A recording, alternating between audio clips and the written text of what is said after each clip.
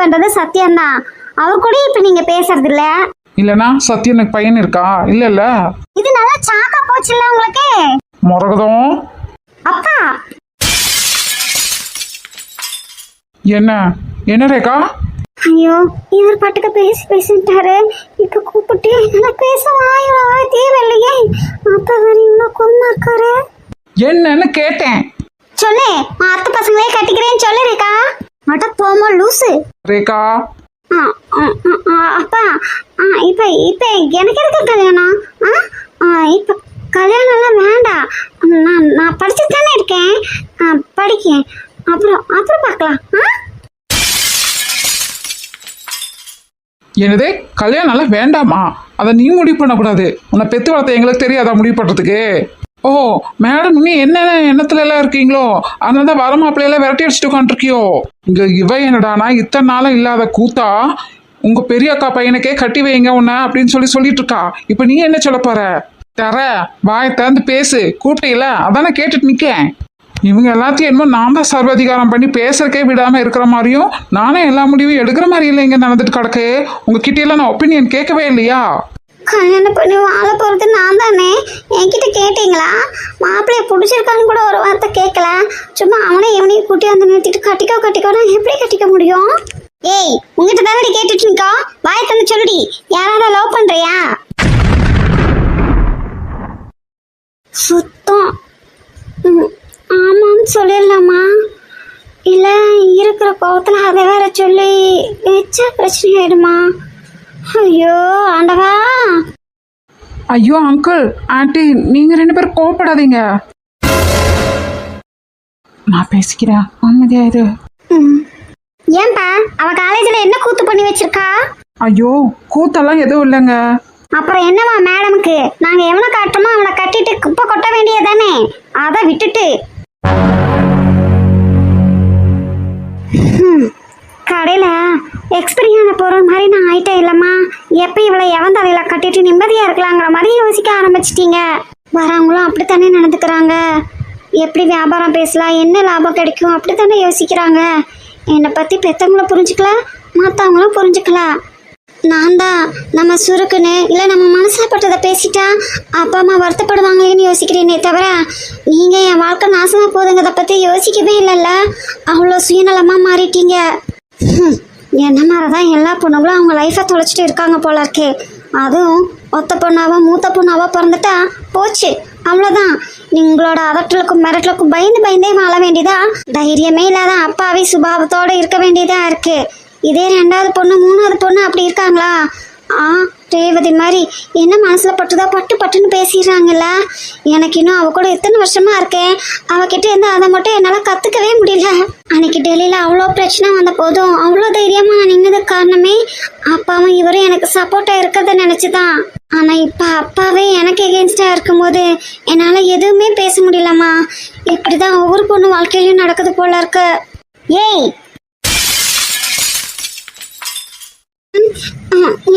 என்னம்மா?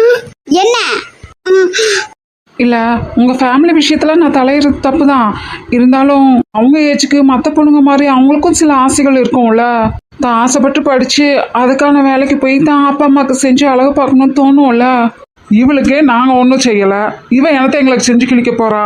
எங்களுக்கு வேணுங்கிறத நாங்க பார்த்து செஞ்சுக்க மாட்டோமா? ஏன் நாங்க மட்டும் இந்த வயசுல எங்க அப்பா அம்மாவுக்கு என்னத்தை செஞ்சோம்? ஒன்னத்தையும் செய்யலையே.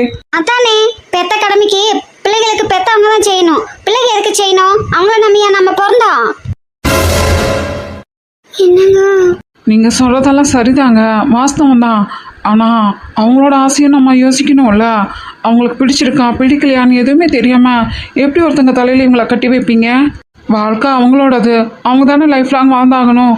அவங்களுக்கு பிடிக்காம எப்படி ஒருத்தவங்க கூட போய் வாழ முடியும்? ஏன் காலங்காலமா பொண்ணுங்க எல்லாரும் அதைத்தானே பண்றாங்க. நானும் கூட இவங்க அப்பனை கட்டிட்டு மூக்கால அழுதுட்டு ஏதோ சமாளிக்கல, வாழ்ந்துதான் ஆகணும்னு கட்டாயத்துல வாழ்ந்துட்டு தானே இருக்கேன். இங்க பாருங்க, நீங்களும் கஷ்டப்பட்டுட்டீங்க. அப்ப அதே கஷ்டத்தை உங்க பொண்ணு அனுபவிக்கணும்னு ஏன் நினைக்கிறீங்க? உலகத்துக்கு எல்லா பொண்ணுக்கும் அதானப்பா நடக்குது. இவளுக்கு காலாகாலத்துல கல்யாணத்தை பண்ணி தானே ஆகணும். யாரோ கையில புடிச்சு கொடுத்து தானே ஆகணும். அதை இப்பவே பண்ணிட்டு போறோம். எதுக்கு கல்யாணம் பண்றீங்க? ஒருத்தங்களுக்கு எதுக்கு கல்யாணம் தேவை? எதுக்கு கல்யாணம் பண்றோமா? ஏன் உங்களுக்கு தெரியாது? நீங்க ஒரு டாக்டர் தானே? அதான் சார், இப்பவே கல்யாணம் பண்ணி ஆகணும்னு ஏதாவது அவசியம் இருக்கா? இல்ல ஏன் கல்யாணம் பண்ணிக்கிறோம் அப்படின்னு தெரியாமையே ஏன் கல்யாணம் பண்ணிக்கணும்? சரியான ப்ராப்பரான ரீசன் இருக்கணும்ல. எங்களுக்கு அப்புறம் அவளை பார்த்துக்க ஒரு ஆள் வேணும் இல்ல? அப்புறம் காலகாலத்தில் கல்யாணம் பண்ணி வச்சாதானே குழந்தை ஆகும், இல்லைன்னா என்ன மாதிரி தானே கஷ்டப்பட்டுட்டு கிடக்கணும். ஏங்க, அவங்கள பார்த்துக்க அவங்களுக்கே நல்லா தெரியும். இதுல மற்றவங்க என்ன அவங்கள பார்த்துக்கிறது? குழந்தை பெற்றுக்கிறதுக்காக தான் கல்யாணம் பண்றாங்களா? குழந்தை ஒருத்தவங்களை கல்யாணம் பண்ணாதான் பெற்றுக்கணும்னு அவசியமே இல்லைங்க. ஃபெர்டிலிட்டி சென்டர் போனால் யாருக்கு வேணா குழந்தை பெற்றுக்கலாம். தம்பி, நான் பேசுறது இப்போ வேணா உங்களுக்கு தப்பா தோணலாம். எப்போ ஒரு நாள் உட்காந்து தனியா யோசிச்சு பாருங்க, நான் பேசுறதும் சரின்னு தான் தோணும். எப்ப பாரு ஒரு பொண்ணு பிறந்ததுலேருந்து காலத்துக்கும் பேரண்ட்ஸ் கிட்ட, கூட பிறந்தவங்க கிட்ட, மாமியார் வீட்டில் யார்கிட்ட எப்படி நடந்துக்கணும், என்ன பண்ணணும், என்ன பண்ணக்கூடாது, இப்படியே தான் கிளாஸ் எடுத்து அவங்கள ஒரு மேரேஜ் மெட்டீரியலாகவே நடத்துறீங்க. ஆஃப்டர் மேரேஜ் கண்டிப்பாக 2 monthsல குழந்தை வந்துடணும். இல்லை தெரியாம தான் கேட்குறேன், அவங்களுக்குன்னு ஆசையாக இருக்கக்கூடாதா? அப்போ அவங்க அதுக்காக தான் பிறக்குறாங்களா? மற்றவங்க தான் இப்படியெல்லாம் யோசிக்கிறாங்கன்னா பெற்றவங்க நீங்களும் இப்படி யோசிக்கிறீங்க. இதுக்கு நீங்கள் ஒரு XIAS, அவங்களும் படிச்சிருக்காங்க. நீங்களே இப்படி பேசினா நான் அப்புறம் எப்படி பேச முடியும்?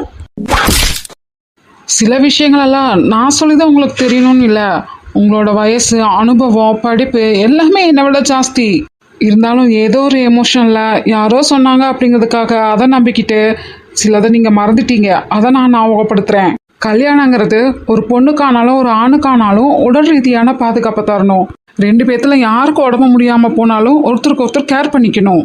ஃபிசிக்கலி ஒருத்தங்க அழகா இருக்காங்க அப்படிங்கறதுக்காகலாம் கல்யாணம் பண்ணிக்க முடியாது. அவங்க ஹெல்த்தியா இருக்காங்களா அப்படிங்கிறதையும் நம்ம பார்க்கணும். அப்படி அவங்க ஹெல்த்தியா இல்லையா, அதுக்கு நம்ம எந்த வகையில சப்போர்ட் பண்ண முடியும், காலத்துக்கும் அவங்கள நம்மளால அட்ஜஸ்ட் பண்ணி வாழ முடியுமா அப்படிங்கிறதையும் யோசிக்கணும். இப்போ எக்ஸாம்பிளுக்கு என்னையே எடுத்துக்கோங்க.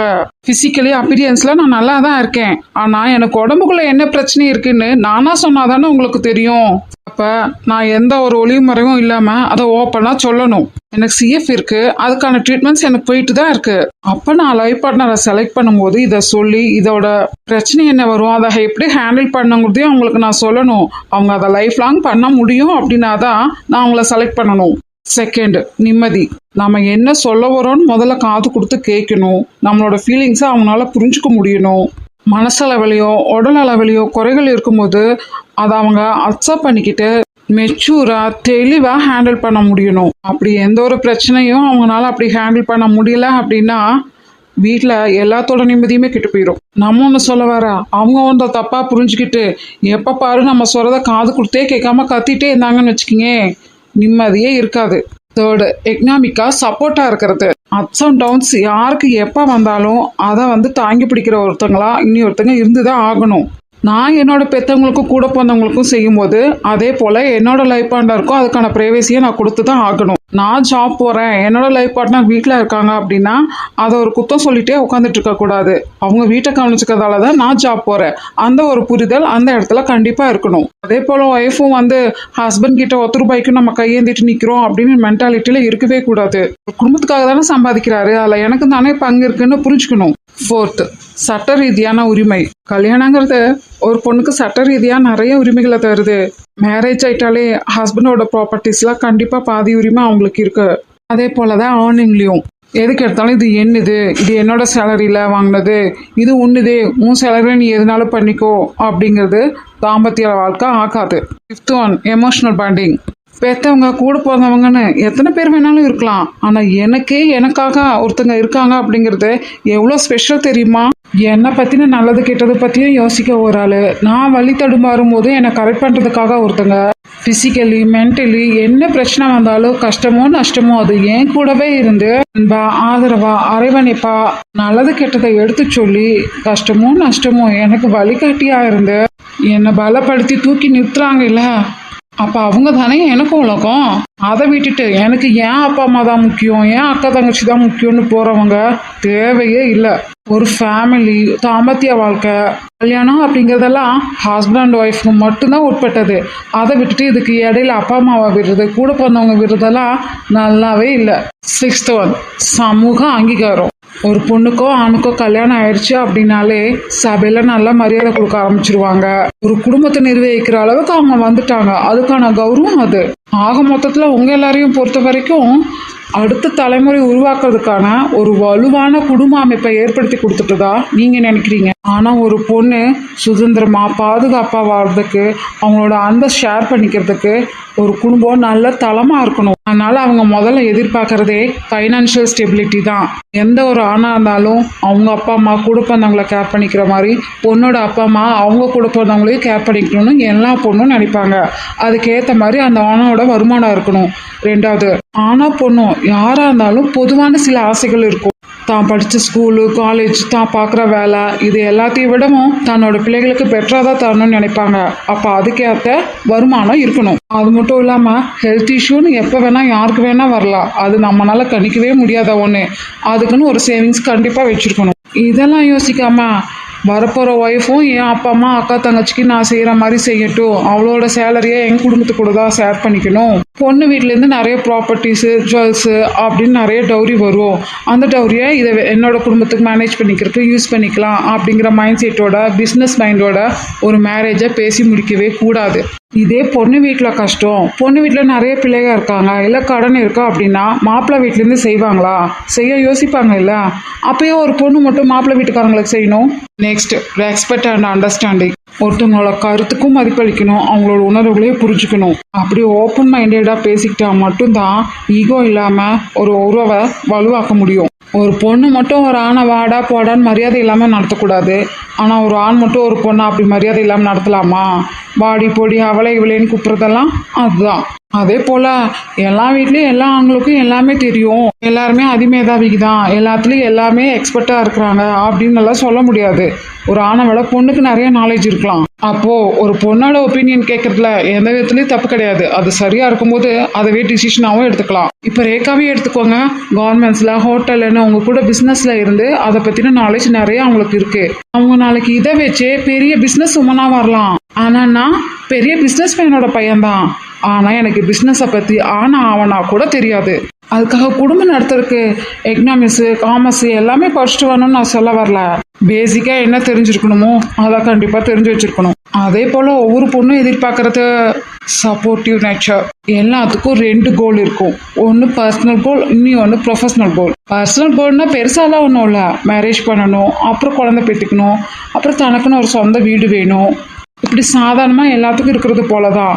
அதே மாதிரி ப்ரொஃபஷனல் கோலும் அப்படி தான். இப்போ இருக்கிற பொசிஷன்லேருந்து அடுத்த பொசிஷனுக்கு போகணும், இன்னும் அதுக்கு அடுத்த பொசிஷனுக்கு போகணும், நிறைய சம்பாதிக்கணும், நிறைய தெரிஞ்சுக்கணும், பெரும் புகழும் நிறைய கிடைக்கிற மாதிரி நாலேஜும் நிறைய கிடைக்கணும்னு எல்லாருமே எதிர்பார்ப்பாங்க. அப்போ இதுக்கெல்லாம் ஒரு ஆணுக்கு ஒரு பொண்ணு துணையாக நிற்கும் போது, ஒரு பொண்ணோட கனவு, லட்சியம் இதுக்கெல்லாம் ஒரு ஆண் மட்டும் ஏன் துணையாக நிற்கக்கூடாது? ஒரு ஆணுக்கு அடிப்படையாக தேவையான வசதிகள்லேருந்து எல்லா வேலைக்குமே ஒரு பொண்ணு தேவைப்படுறா, துணையாக நிற்கணும்னு எதிர்பார்க்குறான். அதே போல் தானே ஒரு பொண்ணு எதிர்பார்ப்பான். இப்போ நம்மளே எடுத்துப்போம். நம்மளுக்கு எழுப்பி காஃபி கொடுக்கறதுல இருந்து சாப்பாடு எடுத்து வைக்கிறது, ட்ரெஸ் எடுத்து வைக்கிறது, ஷூ போடுறது, வண்டி கீ எடுத்து தர்றது, வழி அனுப்பி வைக்கிறதுன்னு எல்லாத்துக்குமே ஒரு பொண்ணை நம்ம எதிர்பார்க்குறோம். அவங்கள நம்ம டிபெண்ட் பண்ணி தான் இருக்கோம். அப்போ ஒரு பொண்ணு மட்டும் எந்த ஒரு விஷயத்துக்கும் ஒரு ஆணை டிபெண்ட் பண்ணி இருக்கக்கூடாதா? அவங்களோட கனவுக்காகவும் லட்சியத்துக்காகவும் ஒரு ஆணை டிபெண்ட் பண்ணி இருக்கிறதுல என்ன தப்பு? ஒரு பொண்ணுனால எவ்வளவோ செய்ய முடியும் போது ஒரு ஆண்னால செய்ய முடியாதா? நீங்கள் சொல்கிறீங்க காலேஜ் படிச்சுட்டு இருக்க இவங்கள போய் கல்யாணம் பண்ணி வைக்கிறேன்னு. நாளைக்கு அவங்க படிப்பை கன்டினியூ பண்ண விடலை அப்படின்னா என்ன பண்ணுவீங்க? கல்யாணத்துக்கு முன்னாடி சொல்லலாம் நாங்கள் கன்டினியூ பண்ண வைக்கிறோம் அப்படின்னு. பின்னாடி என்ன சொல்லுவாங்கன்னு யாருக்கு தெரியும்? எல்லாம் முன்னுக்கு பின்னும் மாற்றி மாற்றி பேசுகிற ஆளுக்கு தானே நிறையா இருக்காங்க. நீங்கள் பிஸ்னஸில் நிறையா பார்த்துருப்பீங்களே. நீங்களும் என் அப்பாவும் அவங்க லைஃப் பார்ட்னருக்கு முக்கியத்துவம் கொடுத்து, இம்பார்ட்டன்ஸ், ப்ரியாரிட்டிஸ் கொடுத்து மேற்கொண்டு படிக்க, அவங்களுக்கு தேவையான பிடிச்ச வேலையை அமைச்சிக்க உறுதுணையாக நின்னீங்கன்னா எல்லா ஆண்களும் அப்படியே இருப்பாங்கன்னு சொல்ல முடியாதுல்ல. அப்போ நீங்கள் இங்கே மகாராணியா, குலதெய்வமாக, தங்கமாக பார்க்குற உங்கள் பொண்ணு அவங்க வேலைக்காரியாக அடிமையாக நிற்கிறத பார்த்து சலிச்சுட்டா இருக்க போகிறீங்க? இல்லை, தெரியாமல் தான் கேட்குறேன். இது நான் கேட்குறது தப்பாக சரியான்னு கூட எனக்கு தெரியல. இப்போ உங்களுக்கே தோணும்ல, கஷ்டப்பட்டு ஐஏஎஸ் எழுதி பாஸ் ஆகி வேலையில் போய் உட்காந்தோம், இப்போ நம்ம கஷ்டப்பட்டு படித்ததெல்லாம் வீணாக போச்சே, நம்மளுக்கு அது ஹெல்ப் பண்ணலையேன்னு உங்களுக்கு தோணுது இல்லை? நீங்கள் வெளியே ஓப்பனாக சொல்லிக்கலினாலும் இப்போ ஐஏஎஸ்ஸாக இருப்பாங்கள்ல உங்கள் ஃப்ரெண்ட்ஸ் எல்லாம், உங்கள் கூட ட்ரைனிங் வந்தவங்க, அவங்க கூட படித்தவங்க எல்லாம், அவங்களெல்லாம் பார்க்கும்போது உங்களுக்கு லேசாக மனசு உறுத்தவும்ல. கஷ்டமாக இருக்குமா இல்லையா சொல்லுங்கள்? அப்படி தானே இவங்களுக்கும் இருக்கும். இவங்க கூட படித்தவங்கெல்லாம் நல்ல பொறுப்பாக நல்ல வேலையில் இருக்கும்போது நம்ம மட்டும் இப்படி இருக்கோமேன்னு நினச்சி அதுலேயே எங்களுக்கு ஸ்ட்ரெஸ் ஆகி டிப்ரெஷன் ஆகாது? நீங்கள் உங்கள் ஒய்ஃப் அப்படியெல்லாம் ஃபீல் பண்ணுவாங்கன்னு சொல்லி தானே ஆஃப்டர் மேரேஜ் அவங்கள படிக்க வச்சுருக்கீங்க. இப்போ ஒரு கார்மெண்ட்ஸுக்கு, ஒரு ஹோட்டலுக்கு, ஒரு கம்பெனியை நிர்வாகம் பண்ணுற அளவுக்கு அவங்கள வளர்த்து விட்டுருக்கீங்கள. அப்போ ஏன் உங்கள் பொண்ணு மட்டும் அப்படியெல்லாம் ஆகக்கூடாது? நீங்கள் 4 பேர்த்துக்கு சேலரி கொடுக்குற பொசிஷன்லாம் இருக்கலாம். ஆனால் உங்கள் பொண்ணு அங்கே சேலரியே இல்லாமல் வேலைக்காரியாக இருக்கணுமா? ரெஸ்பான்சிபிலிட்டிங்கிறத இங்கே எல்லாருக்குமே, அதாவது ஹஸ்பண்ட் அண்ட் ஒய்ஃப்னா 2 பேருக்குமே தானே வேணும். இப்போ இந்த வீட்டில் நீங்கள் 3 பேர் இருக்கீங்க. ஆண்டி ஏதோ கூட்டணும், கழுவணும், எல்லா வேலையும் பார்க்கணுன்னு ஏதாவது அவசியமா என்ன? ரேக்கா இருக்காங்கன்னா அவங்களும் வேலையை ஷேர் பண்ணிக்கிறாங்கல்ல. அவங்க 2 பேரும் இல்லையா, இல்லை உடம்பு முடியலையா, நீங்கள் செய்கிறீங்கல்ல. ஹோட்டல் ஆகட்டும், கார்மெண்ட்ஸ் ஆகட்டும், கம்பெனி ஆகட்டும், நீங்கள் 2 பேரும் இல்லையா, இல்லை உங்கள் கூட ஒர்க் லோட் ரொம்ப இருக்கும்போது ரேக்காவும் வந்து ஷேர் பண்ணிக்கிறாங்கல்ல. அதை பற்றி அவங்களும் தெரிஞ்சுக்கணும்ல. ரேக்காவே எடுத்துக்கோங்க. குழந்தையிலேருந்து இப்போ வரைக்கும் நீங்கள் 2 பேரும் சேர்ந்து தானே அவங்கள பார்த்துக்கிறீங்க. குழந்தை வளர்க்குறது ஒரு அம்மாவோட வேலை. அதனால் அவள் மட்டுமே பார்த்துக்கணும், நம்மையே கண்டுக்கணும், நம்மளோட வேலை சம்பாதிச்சு கொடுக்குறது மட்டும்தான் அப்படின்னு சொல்லிட்டு கண்டுக்காமல் விட்டுட்டீங்களா? அன்னைக்கு நான் வந்து இந்த இப்போ கூட எங்கள் 2 பேர்த்துக்கும் சேர்த்து தானே சாப்பாடு போட்டு வந்து ஊட்டி விட்டீங்க. இல்லை, சாப்பாடு கொடுக்கறது நம்ம ஒய்ஃபோட வேலை. அவள் பார்த்து கொடுத்தா அவள் சாப்பிட்டா சாப்பிட்டு போட்டோம், இல்லைன்னா என்னமோ பண்ணிட்டு போட்டுன்னு கண்டுக்காமல் விட்டுட்டீங்களா? இல்லை, ஹாஸ்பிட்டல் அட்மிட் ஆயிருந்தாங்களே, அப்போது அம்மா தான் பொண்ணை பார்த்துக்கணும், நம்ம எப்படி ஒரு பொண்ணை பார்த்துக்கிறது சொல்லிட்டு நீங்கள் பாட்டுக்கு வீட்டுக்கு கிளம்பி வந்துட்டீங்களா? இல்லையே, தூங்காமல் கொல்லாமல் கண்ணு முழிச்சு அப்படி பிள்ளைய பார்த்துக்கிட்டீங்க. அப்போது நீங்கள் ரேக்காவுக்கு கொடுக்குற இம்பார்ட்டன்ஸ் அண்ட் ப்ரியாரிட்டிஸ் அதே ரேக்கா உங்களுக்கு திருப்பி கொடுக்கணும்ல. அப்போ அவங்க கேட்கறதும் சரிதானே. நான் படிக்கிறேன், அப்புறம் கொஞ்ச நாள் வேலைக்கு போகிறேன், நான் உங்களை பார்த்துக்கிறேன், அதுக்கப்புறம் நான் கல்யாணம் பண்ணிக்கிறேன்னு சொல்கிறதுல என்ன தப்பு? எதனால அப்படி சொல்கிறேன், என்னாச்சு ஏதாச்சுன்னு எதுவுமே நீங்கள் அவங்க பேசுறத காது கொடுத்து கேட்கல. உங்கள் கோவத்தை மட்டும்தான் வெளிப்படுத்துறதுல கரெக்டாக இருக்கீங்க. ஒருவேளை நீங்கள் கொண்டு வந்த வரன்கள் மேலே அவங்களுக்கு ட்ரஸ்ட் அண்ட் ஹானஸ்டி இல்லாமல் இருக்கலாம். அதை பற்றி நீங்கள் ஏதாவது கேட்டிங்களா? பொய் பேசாமல் நேர்மையாக இருக்கிற ஒரு ஆணை தான் எந்த ஒரு பொண்ணுமே விரும்புவா. அவங்கக்கிட்ட தான் அவங்க பாதுகாப்பாகவும் இருக்கிறதா நினைப்பாங்க. அப்போ அந்த ஒரு நம்பிக்கையை அவங்க மேலே வரலைங்கும் போது அப்போ நீங்கள் கல்யாணம் பண்ணி வைக்கிற அந்த ஒரு பந்தம் மட்டும் எப்படி காலத்துக்கும் மகிழ்ச்சியாக இருக்கும்? இப்போ நாங்கள் எங்கள் பொண்ணு மாதிரி பார்த்துப்போம், அப்படி பார்த்துப்போம், இப்படி பார்த்துப்போன்னு நிறைய பொய்யாலை விட்டுட்டு கல்யாணம் ஆகி கூட்டிகிட்டு போன பின்னாடி அவங்க என்னென்ன பண்ணுறாங்கன்னு யாருக்கு தெரியும்? அப்படி ஒரு பயத்தில் கூட உங்கள் பொண்ணு அப்படி சொல்லியிருக்கலாம். அதையாவது நீங்கள் கேட்டுக்கலாம்ல. இல்லை, கம்யூனிகேஷன் ஸ்கில் இல்லாமல் கூட இருந்திருக்கலாம். மனசில் இருந்ததை வெளிப்படையாக பேசுறதுக்கு, மனைவி சொல்கிறத காது கொடுத்து கேட்க கண்டிப்பாக தெரிஞ்சிருக்கணும். பல சிக்கலை இங்கே பேசினா மட்டும்தான் தீர்க்க முடியும். அதுக்கான மெச்சூரிட்டி அவங்க எதிர்பார்க்கறதுல தப்புன்னு நம்ம சொல்லவே முடியாது. ஹஸ்பண்ட் பாட்டுக்கு காலையில் போயிட்டு நைட்டு தான் வராருன்னா மாமியார் கூட இவங்க தான் முட்டிட்டு நிற்கணும் பொழுதுக்கும். அப்போ யார் பக்கம் நிற்கிறதுனே தெரியாமல் எனக்கு அம்மா தான் முக்கியம், அவங்க தான் என்னை பெற்றாங்க வளர்த்தாங்கன்னு அப்படியே எமோஷ்னலாக ஃபீல் பண்ணிவிட்டு அவங்க பக்கம் நின்றுட்டாங்கன்னா உங்கள் பொண்ணோட கதி அதோ கதி தான். அப்போ அவங்க அந்த ஆண் மேலே வச்சு இந்த ட்ரஸ்ட்டே போயிருக்கும். எல்லாருமே என்ன நினைக்கிறீங்கன்னா, கை நிறைய சம்பாதிச்சாங்கன்னா நல்ல மாப்பிள்ளை, உடனே பொண்ணை கட்டி கொடுத்தலான்னு மட்டும் முடிவு பண்ணிடுறீங்க. நல்ல கேரக்டர், ஹியூமர் இருக்கணும் அப்படின்னு யோசிக்கவே மாட்டீங்க. என்ன பிரச்சனை வந்தாலும் என்னோட லைஃப் பார்ட்னர் எனக்காக நிற்பாங்கன்னு ஒரு நம்பிக்கையை நம்ம கொடுக்குறோம் அப்படின்னா அதை கண்டிப்பாக காப்பாற்றணும். அந்த நம்பிக்கையே ஒரு ஆணுக்கோ இல்லை ஒரு பொண்ணுக்கோ ஒருத்தங்க மேலே ஒருத்தங்க வரல அப்படின்னா அந்த லைஃப் நல்லாவே இருக்காது. அதே போல் எல்லா விஷயத்துலேயும் கண்டிப்பாக செல்ஃப் கண்ட்ரோல் இருக்கணும். கோபம் நாய்க்கு கூட தான் வரும். எங்கே பேசணும், எங்கே பேசக்கூடாது, எதை எப்படி சொல்லணும், எப்படி சொல்லக்கூடாது அப்படிங்கிறது எல்லாமே கண்டிப்பாக தெரிஞ்சிருக்கணும். ஒருத்தவங்களை பற்றி முழுசாக தெரியாமல் காய்ச்சி பேசக்கூடாது, சொல்லாலையோ செயலாலையோ ஒருத்தங்களை காயப்படுத்தக்கூடாதுன்னு நீங்கள் எப்படி உங்கள் பொண்ணுக்கு சொல்லி கொடுத்து வளர்த்திருக்கீங்க அதே மாதிரி அவங்களும் இருக்கணும். கெட்ட பழக்கம்லாம் எதுவுமே இருக்கக்கூடாது. யார்கிட்டையும் தன்னோட லைஃப் பார்ட்னரை எங்கேயும் விட்டு கொடுத்துடக்கூடாது. அழகா படித்து கை நிறைய சம்பளம் வாங்குறவங்களா இல்லைனாலும் பரவாயில்ல, எந்த ஒரு பொண்ணும் ஆடம்பர வாழ்க்கையெல்லாம் எதிர்பார்க்கறதில்ல, ஆசைப்பட்ட வாழ்க்கையத்தான் எதிர்பார்க்குறாங்க. பணக்காரன்லேருந்து ஏழை வரைக்கும் நிறைய பேர் தண்ணி அடிக்கிறாங்க. அது எனக்கே ஒரு டாக்டர் நல்லா தெரியும். பாய்சனும் தானே கடையில் விற்கிது, ஏன் அதை வாங்கி குடிக்க மாட்டாங்க? ரெண்டுமே உடம்புக்கு கேடுதான். ஒன்று கொஞ்சம் கொஞ்சமாக சாகடிக்குது, ஒன்று முழுசாக ஒரே முட்டை சாகடிச்சிருது. அவ்வளோதானே வித்தியாசம். ட்ரிங்க்ஸ் அடிக்கலாம், ஆனால் பாய்சன் சாப்பிடக்கூடாதுங்கிற அளவுக்கு அறிவும் தெளிவும் இருக்குல்ல. அந்த அறிவும் தெளிவும் எல்லா விஷயத்துலையும் எல்லாருக்கும் இருக்கணும். நீங்களும் தான் கடைசியாக பேசும்போது சொன்னீங்க, என்னை கஷ்டப்படுத்தினவங்களுக்கு என்னோட பொண்ணை தர முடியாது, என் கஷ்டத்தில் கூட இருந்தவங்களுக்கு மட்டும்தான் பொண்ணை தருவேன்னு. அப்போது நீங்கள் கூட்டிகிட்டு வந்த வரங்கள் எல்லாமே நீங்கள் கஷ்டப்படும் போது கூட இருந்தவங்களா? ஆண்டி கூட சொன்னாங்கல்ல, தெரியாத பேய்க்கு தெரிஞ்ச பிசாசே பரவாயில்லன்னு.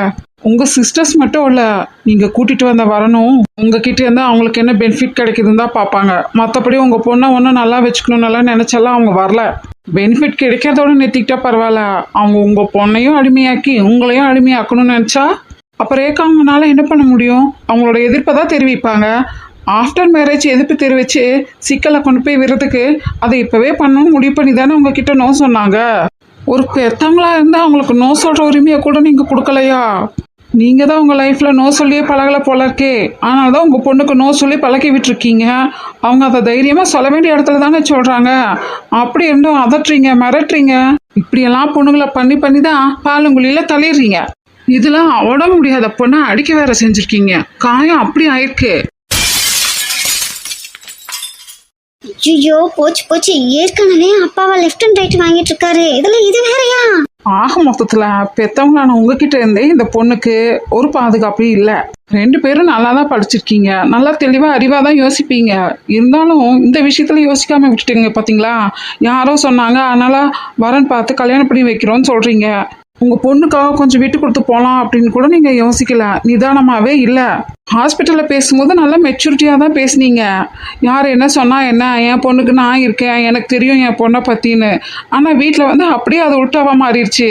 உங்கள் கோபத்தை கூட உங்கள் கண்ட்ரோலில் உங்களால் வச்சுக்க முடியல. வீட்டுக்கு கூட்டிகிட்டு வந்து அந்த பொண்ணுக்கு ஒரு நிம்மதியை கொடுத்து உடம்பு ஆரோக்கியமாக பண்ணி விட்டு காலேஜ் அனுப்புவீங்கன்னு பார்த்தா இங்கே வந்து அந்த பிள்ளைய கொடுமைப்படுத்தி வச்சுருக்கீங்க. இதெல்லாம் போதாதுன்னு உங்கள் கடந்த காலத்தை எடுத்து வச்சுக்கிட்டு அவங்க எனக்கு இதை பண்ணாங்க, உனக்கு அதை பண்ணாங்கன்ட்டு அவங்கள பழி வாங்கறதுக்கு இவங்க லைஃப் அடமான வைக்கிறீங்க. ஃபிசிக்கலி, மென்டலி, எக்கனாமிக்கலி உங்களால் ஒரு பிள்ளைய கடைசி வரைக்கும் காப்பாற்ற முடியும்னு நம்பிக்கை வச்சு தான் குழந்தை பெற்றுக்கிறீங்க. இப்போ இத்தனை வருஷமாக சோறு போட்டு படிக்க வச்சு வேணுங்கிறத வாங்கி கொடுத்து எல்லாமே பார்த்தாச்சு. இனி லைஃப் லாங் உங்களால் பார்த்துக்க முடியாதா? அவங்களும் நல்லா தான் படிச்சிருக்காங்க, முடிஞ்ச வரைக்கும் கிடைக்கிற வேலைக்கெல்லாம் போகிறாங்க. உங்களுக்கே தெரியும் இந்த காலேஜ் படிக்கிற பிள்ளைங்க யார் இவ்வளோ பொறுப்பாக இருக்கா. ஆனால் உங்கள் பிள்ளைங்க அவ்வளோ பொறுப்பாக இருக்காங்கல்ல. ஒரு நாளாவது அதெல்லாம் நினச்சி சந்தோஷப்பட்டு அந்த பிள்ளைகளை பாராட்டியிருப்பீங்களா? எப்போ பார்த்தாலும் குறை மட்டுமே சொல்லிட்டு இருக்கீங்க. அதுக்காக அவங்க ஏர்ன் பண்ணிட்டு வந்து தான் நீங்கள் வாழ்கிறீங்க, உங்கள் குடும்பம் அதில் தான் நடத்துறீங்க அப்படின்னு நான் சொல்ல வரல. இருந்தாலும் ஒரு பிளான் வச்சுருப்பீங்கல்ல. இது பிஸ்னஸ்க்கு, இது எஜுகேஷனுக்கு, இது மேரேஜ்க்கு, இது ஹோம் லோனுக்கா அப்படின்னு கண்டிப்பாக ஃபண்டு வச்சுருப்பீங்கல்ல. அதை வச்சு உங்கள் பொண்ணை காலத்துக்கு வச்சு உங்களால் பார்த்துக்க முடியாதா? அதை விட்டுட்டு கொஞ்சம் கூட தெளிவாக யோசிக்காமல் யாரோ சொன்னாங்க அப்படிங்கிறக்காக உங்கள் பொண்ணு தலையில் நீங்களே மண்ணை வாரி கொட்டுறக்கு ரெடியாக இருக்கீங்க. ஒரு எக்ஸ்ஐஏஎஸ் அதிகாரி டவுரிக்கு நோ சொல்லாமல் எவ்வளோ கொடுத்தாலும் பரவாயில்ல என் பொண்ணை எவனோ ஒருத்தன் தலையில் கட்டிடணும்னு இப்படி யோசிச்சு நான் எங்கேயுமே பார்த்ததில்லப்பா. பெற்றவங்களே ஒரு பொண்ணுக்கு ஆறுதலாக இல்லாமல் அவங்களோட ஆசைக்கு கனவுக்கும் முட்டுக்கட்டையை போட்டு குடும்பத்துக்குள்ளே முடக்க பார்க்குறீங்க. இதில் வேறு சமூக அங்கீகாரம் கிடைக்கணுமா? குழந்தை பெற்றுக்கிட்டா தான் சமூக அங்கீகாரம் கிடைக்குமா? அப்போ குழந்தை பெற்றதோட உங்கள் ஒய்ஃபை நீங்கள் நிறுத்திக்கலாம்ல. ஏன் அவங்களுக்குன்னு ஒரு பிஸ்னஸ் ஆரம்பித்து அதில் வந்து ஹெட்டாக உட்கார வச்சுருக்கீங்க? உங்கள் ஒய்ஃப் மட்டும் சொசைட்டியில் நல்ல இதில் இருக்கணும். அப்போ உங்கள் பொண்ணு அப்படி இருக்கக்கூடாதா? அதை நீங்களே யோசிக்கலைன்னா அடுத்தவன் வந்து யோசிப்பானா உங்கள் பொண்ணுக்காக? நீங்கள் நினைக்கிறீங்களா உங்கள் கம்பெனியோட எம்டியா சிஇஓவா உங்கள் ஒய்ஃபு நீங்களும் இருக்கணும், அது அவங்களோட ஐடென்டிட்டி, அவங்களோட ஃபேஷன்னு.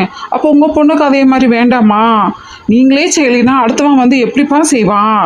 அதைத்தான் அவங்க சொல்ல வந்தாங்க. அவங்களே பேசவே விட மாட்டீங்க, அவங்களோட ஒப்பீனியன் கூட கேட்க மாட்டீங்க. இது அவங்க லைஃப் தானே, அதை கூட அவங்க சொல்லக்கூடாதா? பெற்றவங்களே ஒரு பொண்ணை மனுஷியாக கூட மதிக்காமல் நடத்தினா அப்போ மற்றவங்க எப்படி நடத்துவாங்க அந்த பொண்ணை? இப்போதான் புரியுது கோயிலில் அந்த ஆள் வந்து மிரட்டிட்டு போனதை ஏன் உங்ககிட்டயும் சொல்லலை, என்கிட்டயும் சொல்லாமல் இவங்க மறைச்சாங்கன்னு. ஆறுதலா ஆதரவா நீங்கள் ரேகாக்கு இருந்திருந்தா அவங்க உங்ககிட்ட ஓப்பனாக சொல்லியிருப்பாங்கல்ல. நீங்கள் டைம் ஸ்பெண்ட் பண்ணி அவங்கக்கிட்ட பேசியிருக்கணும்ல. இது வரைக்கும் அப்படி ஒன்றும் நடக்கிறதே இல்லை போல இருக்கு. நான் கூட நினச்சிட்டு இருந்தேன், ஏன் ரேவதி இப்படி ஒரு கேரக்டராக இருக்காங்க, யாருக்குமே சம்மந்தம் இல்லாமல் எரிஞ்சு விழுந்துட்டு எல்லார்கிட்டையும் கோவப்பட்டுட்டுன்னு. இப்போ தான் புரியுது. பெற்றவங்கள தான் பிள்ளைங்க புரிஞ்சுக்கணும்னு நினைக்கிறீங்களே தவிர பிள்ளைகளை பெற்றவங்க புரிஞ்சுக்கணும்னு நினைக்கிறதே இல்லை. அதனால தான் அவங்களும் அப்படி இருக்காங்க. இவங்களும் அழுதுட்டு இவங்களுக்குள்ளேயே எல்லாத்தையும் புதைச்சிட்டு அமைதியாகவும் இருக்காங்க. இவங்க சூசைட் பண்ணுற அளவுக்கு போறதுக்கு காரணமும் நீங்கள் தான். உங்கள் மேலே நான் பயம்தான். இல்லை ஹாஸ்பிட்டல்லேருந்து கூட்டிகிட்டு வந்து சப்போர்ட்டாக இல்லைனாலும் பரவாயில்ல, மேலும் கஷ்டப்படுத்தாமையாவது இருந்திருக்கலாம்ல. இதில் வேற நம்ம ஃபோன் பண்ணால் எடுக்காத படிக்க செல்ல வேற போட்டு உடச்சிருக்கீங்க. நீங்களே டிஸ்டர்ப் ப்ரைவசி தரல அப்படின்னா யார் தருவாங்க? உங்கள் மேலே அவங்களுக்கு இருக்கிற நம்பிக்கை அவங்களுக்கு உங்கள் மேலே இல்லைல்ல. பெற்றவங்களுக்கே பிள்ளைய பற்றி முழுசாக தெரியல, புரிஞ்சுக்க முடியல.